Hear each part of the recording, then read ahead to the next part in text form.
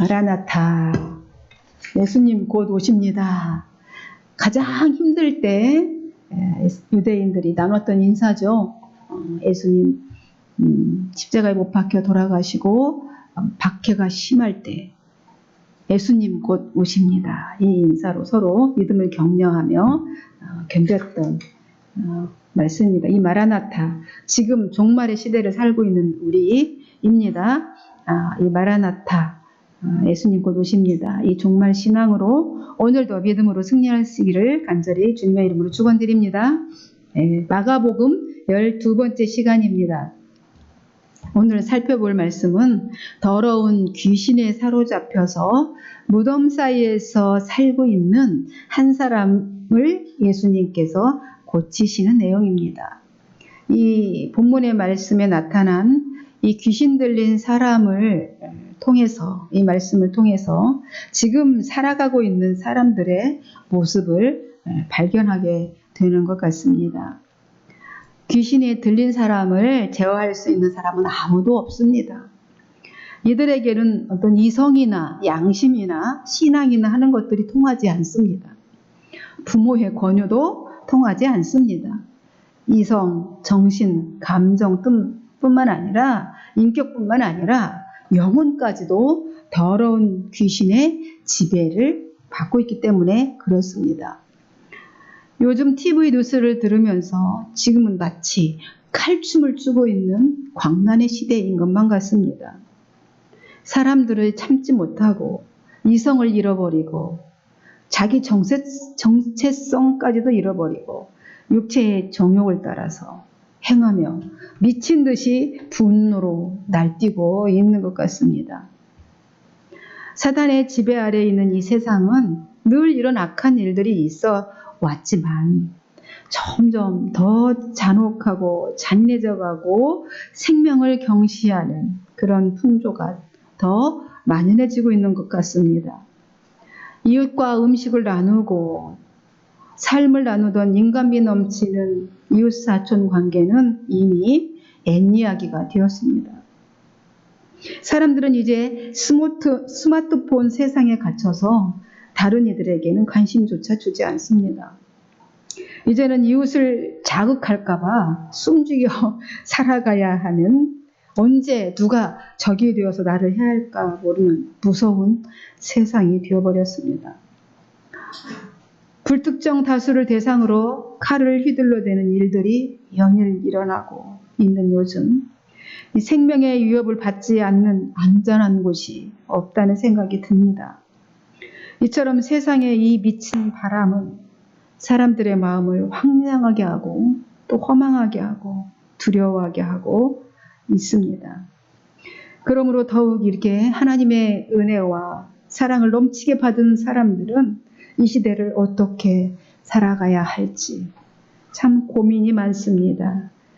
그렇게 많은 고민을 하면서 말씀 안에서 하나님의 뜻과 하나님의 마음을 헤아려야 될 것만 같습니다. 지난 시간 갑자기 미친 바람이 큰 물결이 배를 덮칠 때 어떻게 풍랑을 잠잠하게 했는지 우리 살펴보았습니다. 그 배에는 예수님께서 타고 계셨고 제자들은 이 풍랑을 막 이겨내려고 온갖 애를 썼습니다. 그러나 그들의 능력 밖의 일이었습니다. 그러자 두려움이 찾아왔습니다. 내가 어찌할 수 없는 상황이 되면 두렵습니다. 그러자 그때서야 주님이 이 배에 타고 계셨었지 라고 생각하고 예수님을 깨웠습니다. 그리고 도와달라고 외쳐댔지요. 예수님께서 일어나셔서 바람을 꾸짖으시고 바다를 향해서 잠잠하라, 고요하라 말씀하시니까 곧 잔잔해졌습니다. 바람과 풍랑을 제어하고 다스리시는 예수님을 보고 제자들은 더 놀랐습니다. 더 두렵고 놀라웠습니다. 제자들조차도 이 상황을 보면 예수님이 어떤 분이신지 정확한 이해가 없었던 것으로 보입니다. 여러분, 예수님은 구원주이시죠. 구원주이시고 또 우주 만물을 창조하신 창조주이십니다. 따라서 만물을 제어하시고 다스리는 일은 당연한 일입니다. 그러므로 우리 인생의 문제의 해결자도 예수 그리스도이십니다. 풍랑이 이렇게 거세게 몰아칠수록 이 선장 되시는 예수님께 키를 맡기고 그분 안에 머물러 있어야 합니다. 그래야 소망의 항구에 무사히 도착할 수 있는 것입니다. 간절히 바랍니다. 모든 인류 한 사람도 이 소망의 항구에 도달하지 못하는 일이 없기를 간절히 바라고 있습니다. 오늘 살펴볼 본문은 이 공간복음에 다 나온 기록된 말씀입니다.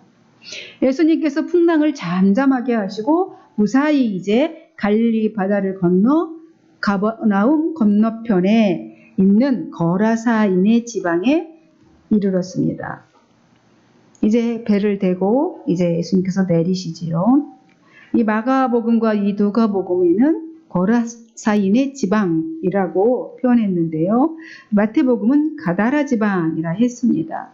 그래서 이 가다라 지방, 이 거라사의 지방은 데가볼리에 속한 도시인데 쉽게 얘기하면 그 접경 지역입니다. 이방인과 유대인의 접경 지역으로서 이제 지도로 보면은 더 이제 정확하게 이해가 되겠는데요. 데가볼리에 속한 이 도시로 이 가다라 지방, 이 거라사 지방은 이제 로마에 편입된 땅입니다. 로마의 영향권 아래 있는 곳이지요. 그러니까 유대와 이방의 그 경계 지역 정도 되는 것입니다. 데가볼리는 이 정치적으로 연맹 관계가 있는 10개 도시가 연합된 도시 지역이죠. 그게 데가볼리 지역입니다. 요단 동편에 있습니다. 당연히 거라사 지방도 우상 숭배도 하고 돈의 논리로 흘러가는 도시였습니다. 이제 예수님께서 배에서 내리셨죠. 그러자 곧 더러운 귀신 들린 사람이 예수님을 만나려고 무덤 사이에서 나왔습니다. 여기서 더러운 귀신이라는 표현은요, 더러운 인격을 가진 존재라는 표현입니다. 이 본문에만 나오는 것이 아니에요. 더러운 귀신, 그냥 귀신이 아니고 그냥 더러운 귀신, 항상 이렇게 형용사를 앞에 붙여요. 더럽다라는 형용사를 붙입니다. 마가복음 1장 23절, 우리 1장에서도 봤죠. 23절에서도 그랬고, 마태복음 10장 1절에도, 마태복음 12장 43절에도, 마가복음 1장 26절에도 등등 이외에도 여러 군데 이 귀신이 등장합니다. 말씀 가운데 언급하고 있어요. 이 더러운 귀신은 이 성결하다, 거룩하다 이런 것과는 반대되는 개념이죠. 개념으로 아주 더러움 자체라는 그 자체라는 거죠. 더러운 귀신 그러면 그 더러움 그 자체라는 겁니다. 그러니까 귀신이 들렸다라는 것은 탐욕과 방탕으로 오염되어서 외식과 불법으로 가득 찬 마음, 이것이 귀신 들린 거예요. 귀신 들린 거. 더러운 귀신이 들렸다. 그러니까 탐욕적이고 방탕하고 오염되어서 외식하고 불법이 가득한 이 불의에 찬 마음, 이것이 더러운 귀신, 더럽다라는 것이죠. 그 마음이 더러우니 그 생각이 더럽고 행동이 더럽다는 것입니다. 오늘 3절에 보니까 더러운 귀신에 들린 이 사람은 어디에 살고 있다고 합니까? 무덤 사이에서 살고 있다고 합니다. 이 정상적인 사람이 무덤에서 살지는 않지요. 그죠? 정상적인 사람이 무덤 사이를 거처로 삼고 있지는 않습니다. 그러니 이 사람은 정상적이지 않은 데다가 이 삶이 얼마나 피폐하고 황폐한가를 말하고 있는 거죠. 이 삭막한 삶을 살고 있다는 뜻이겠습니다. 이 정상적인 사람들과 어떤 게 정상이지 어떤 정상적인 사람들과 함께 살 수 없으니 분리되어 살 수밖에 없으니 그 삶은 너무 고독할 수밖에 없었다는 것입니다. 그의 인생은 꿈도 없죠. 무덤 사이에서 귀신에 들렸는데 무슨 꿈이 있겠습니까? 꿈도 없고 자기 의지나 욕망도 의욕도 없고 어떤 결단을 할 수 없는 그래서 귀신에 묶여서 사는 이런 절망적인 인생일 뿐인 것이죠. 귀신에 들려서 무덤 사이에 사는 이 사람 말입니다. 여러분 2000년대 이후에 이 시대를 풍자하는 많은 막 신조어들이 막 나왔지요. 많은 신조어들. 지금은 저는 뭐 요즘 애들이 이야기하는 뭐 이런 신조어들은 도대체 제가 이해할 수 없는, 너무 줄여가지고 알 수 없는 신조어들이 있습니다. 이해가 안 되죠. 시대의 격차를 심하게 느끼고 있습니다. 그 중에서 우리 2000년대들에서 이제 젊은 세대들이 포기해야 된다. 너무 삶이 복잡하고 힘들어서 젊은이들이 이 세상을 살아가기 포기해야 할 것들이 있는데, 그래서 7포 세대다, 또 아니면 9포 세대다, 이렇게 말이 있었습니다. 그리고 요즘 사람들의 삶의 행태, 또 그리고 의식, 이런 것을 풍자한 또 7무 있습니다. 7무 시대. 그죠? 뭐가 7무죠? 무기력하다, 무기력, 무책임, 무관심, 무감동, 감동하지 않아요. 무의미, 무도덕, 도덕도 없어요. 개념도 없어요. 무개념. 이렇게 해서 7무 시대라고 하죠. 공감되시죠? 네, 공감이 됩니다. 무기력하고 무책임하고 무관심하고 무감동하고 무의하고 무도덕하고 무개념하고. 여기 혹시 하나 속하지 않습니까? 무감동? 감동을 하지 않아요. 엄청난 말씀을 듣고도 아멘 안 하는 무감동이죠. 그죠? 감동을 잃어버렸어요. 이 귀신 들린 사람은 어찌나 힘이 센지 쇠고랑 같은 거를 묶어놓고 쇠사슬로 묶어놓아도 막 끊어버리고 깨트려버려요. 그래서 아무도 그를 메어둘 수도 없고 그를 제어할 수 있는 힘을 가진 자도 아무도 없었습니다.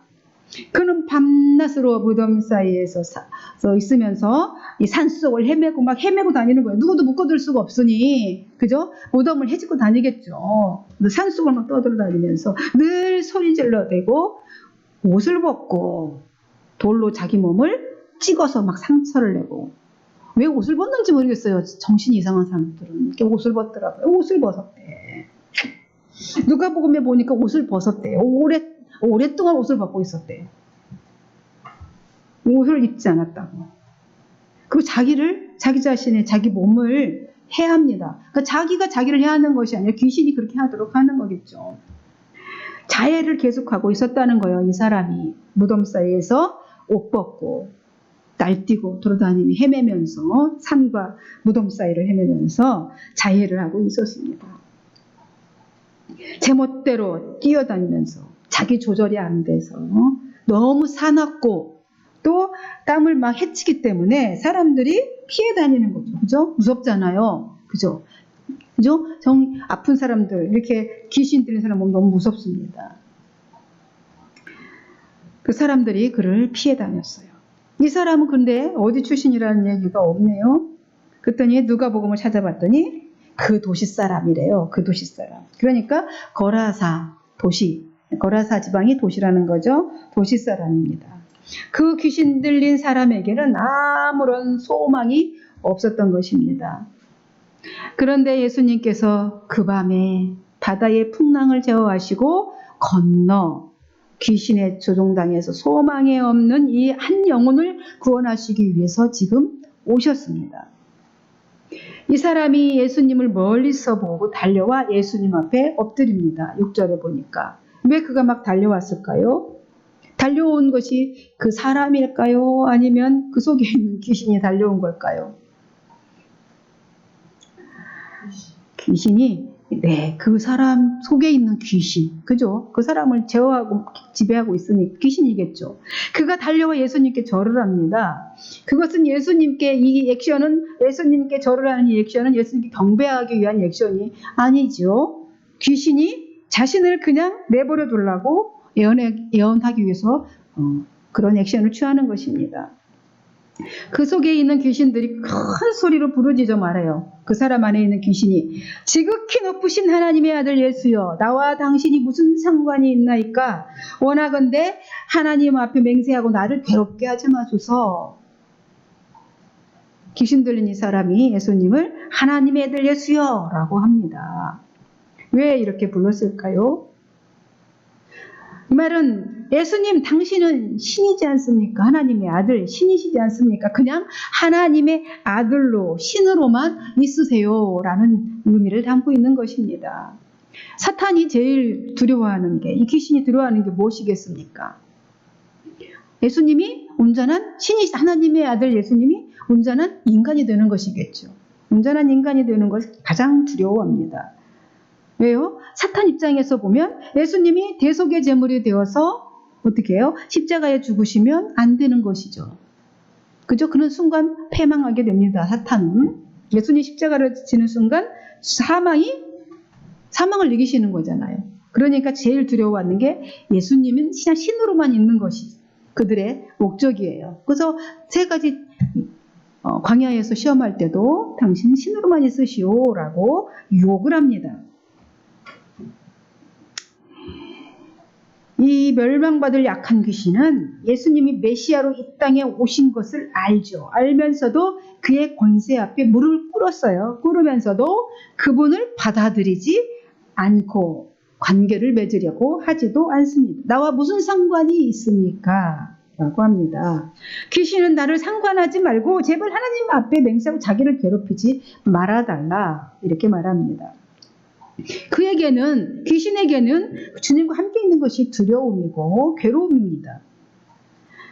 선과 악이 함께 공존할 수 없죠. 하나님과 사탄은 절대 함께 할 수 없습니다. 하나님이 떠나든지 자기가 떠나든지 해야만 하죠. 진짜 왕이 오시면 가짜 왕은 쫓겨나는 것이죠. 자기 맘대로 탐욕을 채우도록 사람들을 막 부추겨서 왕노릇 했잖아. 아직까지 사탄이. 그죠? 사탄이 사람들을 막 부추겨서 막 탐욕을 일으켜서 왕노릇 하던 이 사탄은 이제 사람들 마음속에 탐욕과 교만을 심어서 예수를 거부하게 합니다. 사탄이 하는 일이 바로 예수 그리스도와 인간 사이를 전혀 상관없는 관계로 만드는 것입니다. 그러나 예수님께서는 귀신에 잡혀 시달리고 있는 이 사슬에 매인 한 영혼 보시고 지금 이곳에 오셨습니다. 한 생명을 구원하기 위해 그런 목적도 있지만 예수님께서는 마귀의 또 일을 멸하시기 위해서 오셨습니다. 누누이 말씀드리지만 예수님이 오신 목적은 요한일서 3장 8절에 죄를 짓는 자는 마귀에 속하나니 마귀는 처음부터 범죄함이라. 하나님의 아들이 나타나신 것은, 그가 오신 것은 마귀의 일을 멸하려 하심이라 했습니다. 이 오신 목적입니다. 지금 귀신이 예수님께 상관하지 마시고 나를 괴롭게 하지 말라고 말한 것은 예수님이 이미 더러운 귀신아 그 사람에게서 나오라 이렇게 명령을 하셨기 때문인 것이죠. 이 말씀을 미리 하셨기 때문에 이 귀신이 그렇게 상관하지 마시고 나를 괴롭게 하지 마시오 라고 했다는 것이죠. 그리고 예수님께서 물으십니다. 네 이름 뭐냐? 네 이름이 무엇이냐? 묻습니다. 그러면 예수님이 네 이름 뭐냐 물으면 그 사람에게 물었습니까? 아니면 그 속에 있는 귀신에게 물었습니까? 귀신에게 물었죠. 이름을 물으신 이유, 귀신 들린 자의 그 입에서 나오는 그 자백, 자기 이름을 말할 거 아니에요. 그 자백을 통해서 사람들에게 그 귀신의 정체, 엄청난 귀신의 엄청난 세력과 그 숫자, 그 세력을 드러내주기 위해서 물으시는 겁니다. 이름이 뭐라고 합니까? 뭐라고 얘기해요? 군대라고 합니다. 레기온이죠. 레기온이란 군대가 레기온이라는 뜻이 말입니다. 군대 레기온, 로마 군대 여단 규모를 레기온이라 그래요. 레기온. 그래서 4천에서 한 6천 명 정도 됩니다. 지금 이 한 사람 안에 이 엄청난 4천에서 6천까지 되는 이 엄청난 귀신이 지금 그 사람 안에 들어가 있습니다. 얼마나 이 귀신들에게 시달렸는지 짐작이 가시죠. 이 군대 귀신은 예수님께 이제 이 지방에서 내보내지 말아주세요. 자기 이름을 말하고 예수님 나를 이 지방에서 내보내지 말아주세요. 이 지역이 활동하기 너무 좋습니다. 자기 활동 무대라는 거예요. 왜냐하면 이 가다라 지방에 지금 그 적경 지역인데 거기에 돈의 흐름이 아주 원활하고 돈을 흐름에 따라 사는 그런 돈의 지배를 우상이 되어져 있는, 또 우상도 숭배하는 그런 지역이기 때문에, 그죠? 탐욕적이고 우상 숭배한 그곳에 활동 부대라는 거예요. 귀신이. 나를 이 지방에서 내쫓지 말아주세요. 그렇게 말합니다. 근데 딱 보니까 마침 돼지떼들이 산 곁에서 이렇게 먹이를 먹고 있었습니다. 그래서 그 귀신들은 이제 그 사람에게서 나와 어디로 무적행이에 던져 넣어야 되는데, 귀신들이 딱 보고 나를 이제 저 돼지떼에게 잽싸게 들어가게 해주세요 라고 강구를 합니다. 그래서 예수님께서 이제 그들을 그냥 허락하시죠. 돼지떼에 들어가게 하십니다. 그러자 귀신들이 그 사람에게서 슉 빠져나오더니 돼지 속으로 슉 들어갑니다. 무려 2,000마리나 바다에 다 빠져 죽었습니다. 이 광경을 지켜보는 사람들이 얼마나 놀라고 무서웠을까요? 막 갑자기 귀신이 그 사람에게서 샥 나오더니 막 돼지에게 들어가던 돼지가 갑자기 내려달아서 다 빠져 죽었어요. 특히 그 돼지를 치고 있던 자들이 더 놀랐겠죠. 그런데 돼지를 치던 사람들은 유대이니까 아니면 이방인이었을까요? 거기가 이방인 로마의 지배 땅에 예속되어 있는 땅이었기 때문에 이방인도 있었을 것이고 유대인도 있었을 건데, 아마 유대인들이라고 학자들은 보고 있습니다. 유대인들은 돼지를 먹어요, 안 먹어요? 안 먹죠. 부정한 짐승이잖아요, 돼지가. 유대인들은 돼지를 먹지도 않고 다루지도 않습니다. 돼지고기를 먹지 않아요. 그러나 그 당시 로마 군인의 식용으로 아마 사육을 하는 것은 허용했던 것 같습니다. 허용했습니다. 그래서 이들은 이미 이제 유대인들일지라도 이미 이제 율법의 그런 개념이나 그런 질서도 다 이미 무너져 버린 그런 접경 지역에 살면서 부정한 돼지를 이렇게 사육하면서 돈을 벌었던 것이 돈이 최고야. 완전 이렇게 돈 벌어야 돼, 먹고 살아야 돼 이러면서 그렇게 되었던 것 같습니다. 이렇게 많은 돼지를 쳤다는 것, 큰 돈벌이, 많은 돈을 벌었다는 것이죠.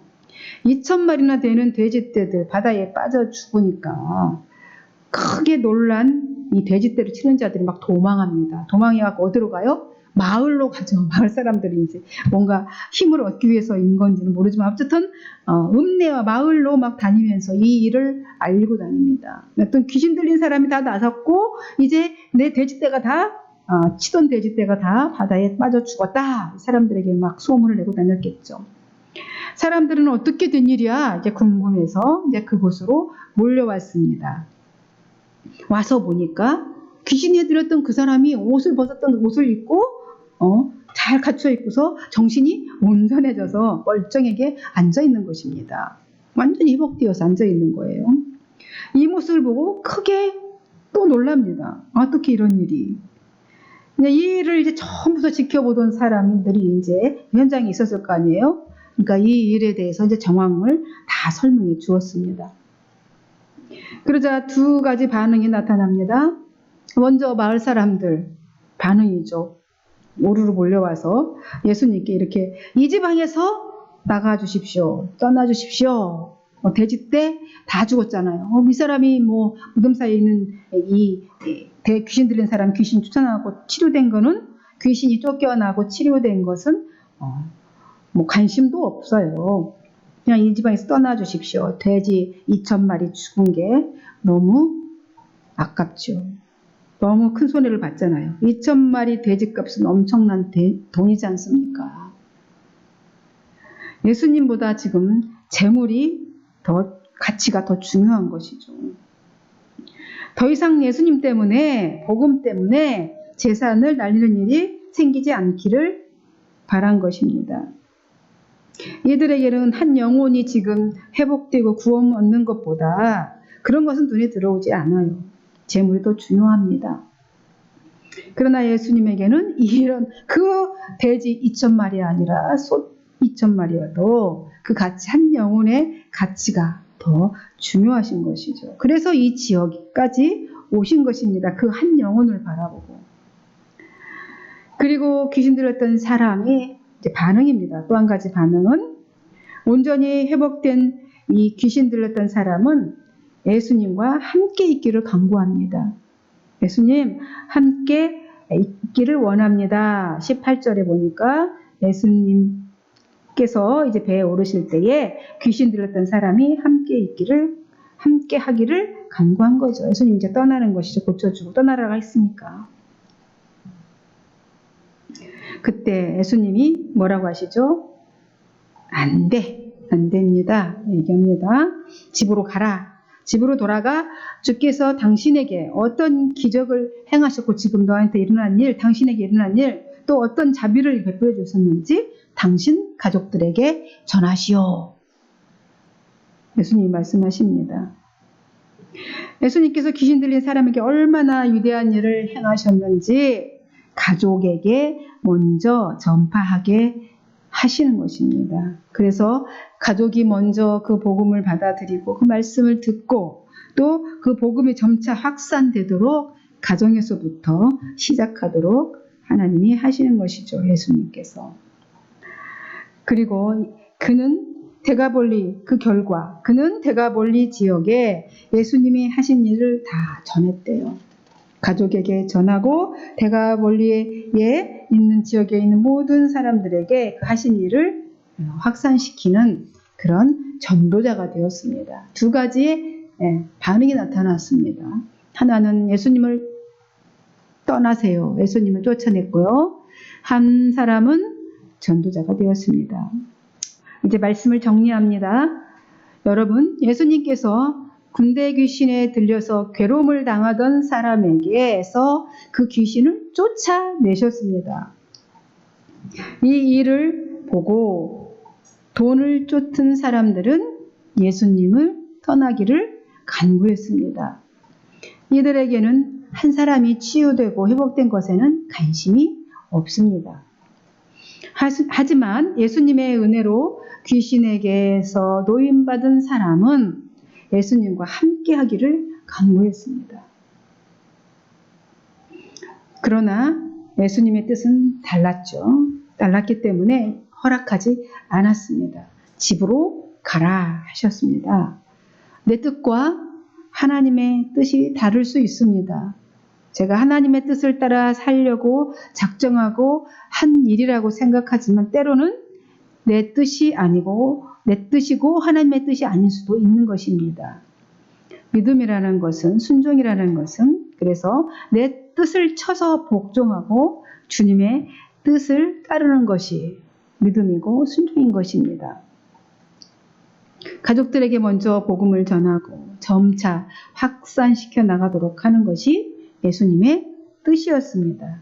내가 그가 쫓아 예수님과 함께 하는 것이 예수님의 뜻이 아니었습니다. 그래서 각자 우리에게 하나님은 맡기신 일이 다 다릅니다. 예수님의 뜻을 분별하고 하나님의 일을 하는 것은 우리가 기도하며 그 일을 분별해야 되는 것이지요. 군대 귀신에 들려 인격 파괴자로 살았던 사람이 예수님을 만나 완전히 회복되었습니다. 그의 삶은 완전히 변화되었죠. 그가 전하는 복음을 들은 사람들은 다 놀라워했다. 오늘 성경은 그렇게 기록하고 있습니다. 여러분, 군대 귀신 들린 인생에게 무슨 소망이 있었겠습니까? 그러나 그에게 길이요, 진리요, 생명이신 예수님이 찾아오시는 순간 예수님과 상관 있는 존재가 되고 그 안에 있던 군대 귀신이 쫓겨 나갔습니다. 혹시 육신의 정욕과 안목의 정욕과 이생의 자랑이라는 군대 귀신에 들려 자학을 하고 계시는 분은 없으십니까? 예수님께 나오십시오. 예수님께 나와서 귀신을 내쫓고 온전한 회복을 받으시기를 주님의 이름으로 축원드립니다. 기도하겠습니다. 하나님 아버지 감사합니다. 이 시대, 참으로 미친 이 시대만 같은 이 시대에 군대 귀신이 들려 혹시 자신을 자학하고 학대하고 어둠에 앉아있는 인생들이 있습니까? 하나님, 오늘 이 시간에 간절히 원합니다. 귀신에 들려 어둠에 앉아있는 그들에게 예수님 찾아가 주셔서 빛으로 인도하여 주시고 새 생명 가운데로 인도하여 주시기를 소망합니다. 오늘 무덤 사이에서 소망 없이 자신을 학대하며 미친 듯이 날뛰었던 그 광인을 하나님이 온전케 하셨듯이 오늘 이 시대에 미쳐 날 때는 귀신 들린 영혼들을 주님 고쳐주시고 회복시켜 주옵소서. 오늘도 감사하고 그리스도이신 예수님의 이름으로 축복하고 기도하옵나이다. 아멘.